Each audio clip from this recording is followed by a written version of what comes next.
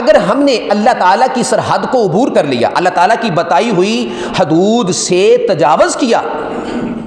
تو یہ بھی ہمیں بات یاد رکھنی چاہیے کہ اللہ تعالیٰ سے زیادہ غیرت مند اور کوئی نہیں ہے۔ جتنی غیرت اللہ تعالیٰ کو آتی ہے نا، اتنی کسی کو بھی نہیں آتی۔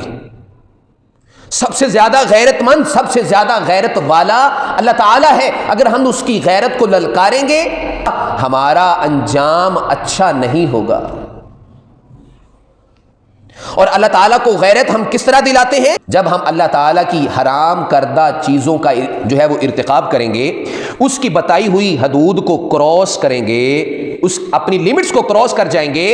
تو پھر اللہ تعالیٰ کو غیرت آتی ہے۔ ایسے ہی ہے کہ جیسے ہم اللہ تعالیٰ کی غیرت کو للکار رہے ہیں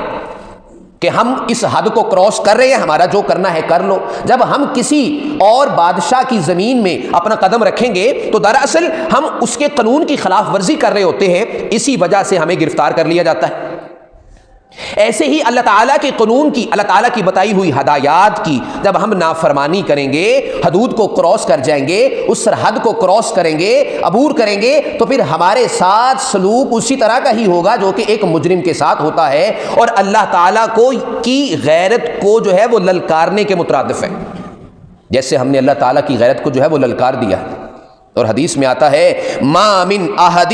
اغیر من اللہ، کوئی بھی اللہ تعالیٰ سے زیادہ غیرت مند نہیں ہے۔ جتنی غیرت اللہ تعالیٰ کو آتی ہے کسی کو بھی نہیں آتی، لہذا اللہ تعالیٰ کی غیرت کو کبھی بھی مت للکاریے۔ من اجل ذلک حرم الفواحش، اسی وجہ سے اللہ تعالیٰ نے فحش چیزوں کو،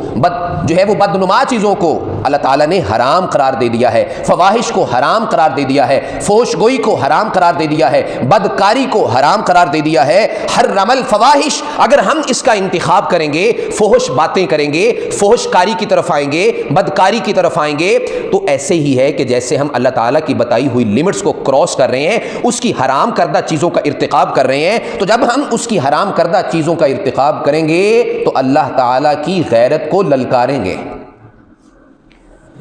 صحیح بخاری کی حدیث ہے، حدیث نمبر 5223، ان اللہ یغار وغیرت اللہ ان یأتی المؤمن ما حرم اللہ، کہ بے شک اللہ تعالیٰ کو غیرت آتی ہے،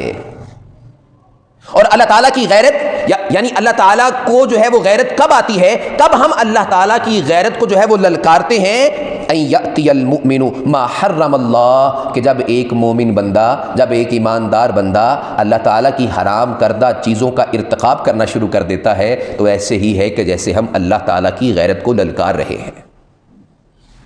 اور جو اللہ تعالیٰ کی غیرت کو للکارے گا، اللہ تعالیٰ اس پر کس قدر غضبناک ہوں گے، کس قدر اس پر جو ہے وہ غصے ہوں گے، اور کس قدر وہ عذاب علیم کا شکار ہوگا، ہم اس کا اندازہ کر سکتے ہیں۔ اور پھر رسول اللہ صلی اللہ علیہ وآلہ وسلم کی غیرت کا سبب بھی اللہ تعالیٰ کی اور آپ صلی اللہ علیہ وآلہ وسلم کی بتائی ہوئی جو ایک لمٹس ہیں، حرام کردہ چیزیں ہیں، اگر ہم ان کا ارتکاب کریں گے تو رسول اللہ صلی اللہ علیہ وآلہ وسلم کی غیرت کو للکارنے کے مترادف ہے۔ حدیث صحیح بخاری میں ہے، حدیث نمبر 3560، رسول اللہ صلی اللہ علیہ وسلم کی ایک عادت کا تذکرہ کیا گیا ہے اس میں، ما خیر رسول اللہ صلی اللہ علیہ وسلم بین امرین الا اخذ ایسرہما، آپ صلی اللہ علیہ وآلہ وسلم کو جب بھی دو چیزوں میں انتخاب کے حوالے سے اختیار دیا گیا تو آپ نے ان دونوں میں سے جو آسان تھی اس کا انتخاب کیا، جب تک اس میں کوئی گناہ والا کام نہ ہوتا، جب تک اس میں کوئی گناہ والی چیز نہ ہوتی، اور اگر اس میں کوئی گناہ والی چیز ہوتی، اگر اس میں کوئی جو ہے وہ گناہ والی بات ہوتی تو رسول اللہ صلی اللہ علیہ وسلم لوگوں میں سے زیادہ اس سے دور ہوتے۔ اور رسول اللہ صلی اللہ علیہ وآلہ وسلم نے، حدیث کا اگلا حصہ ہے، رسول اللہ صلی اللہ علیہ وآلہ وسلم نے کبھی بھی اپنی ذات کا انتقام نہیں لیا ہے،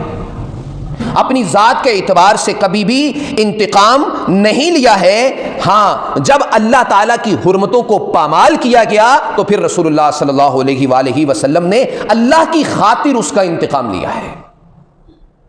تو لہذا جب ہم اللہ تعالیٰ کی حرمتوں کو پامال کرتے ہیں، رسول اللہ صلی اللہ علیہ وآلہ وسلم کی بتائی ہوئی جو ہے وہ حرمتیں یا بتائی ہوئی لمٹس کو کراس کرتے ہیں، تو پھر